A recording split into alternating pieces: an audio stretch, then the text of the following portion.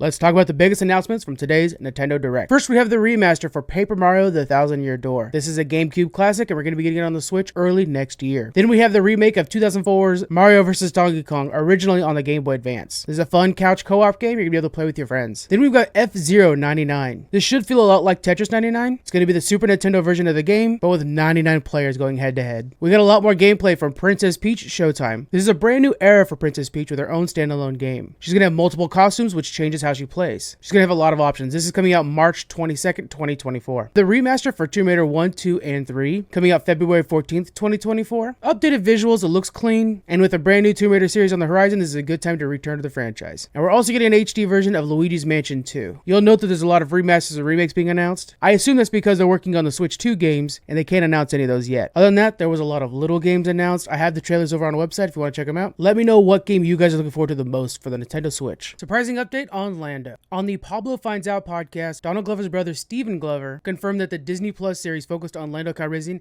is now going to be a movie. This is all part of Disney's plan to produce less content but more impactful content. Same reason Armor Wars is no longer a series but is also a movie. Right away, the reaction has been pretty negative from all the fans who feels like we don't need to go in this direction with Star Wars anymore. I'm going to stay a little more hopeful on this. I think if it's not connected to anything in Star Wars and it's just a random single story about Lando Calrissian doing his thing, that might be more interesting. I think one of the reasons like Solo didn't work quite well is because they try to make it into a giant story that was going to span multiple movies. Instead, let's go Indiana Jones with this. You could reference the other movies, but you don't need to connect them all. I think Lando could be the start of something new, but I don't trust a lot of the non-Dave Filoni Star Wars creators. Nevertheless, I'm going to try to stay positive on this and not jump on this bandwagon of everybody hating this idea immediately. But I would like to hear you guys' idea. Do you think Lando Calrissian can hold his own franchise within Star Wars? Let me know your opinion and we'll mention all the comments on the next Geek Freaks podcast. It's official. UFC and WWE are now combined into TKO Group, and this morning started trading on the New York Stock Exchange. These two entertainment powerhouses combined have an audience spanning 180 countries, over 1 billion fans, and 350 live events every year. When they started trading this morning, the value was at $21 billion. A lot of the value in this partnership is the fact that each of them have an expansive library of media rights and partnerships that both get to use together now. Cannot be overstated how big of a deal this is in the sports industry. WWE over the last couple decades has done an excellent job of expanding beyond just the wrestling ring. That mixed with the fact that UFC is this new cutting edge thing that seems to be adopted by more people than just wrestling fans, it feels like a solid mix. The future for this TKO group is going to be very bright.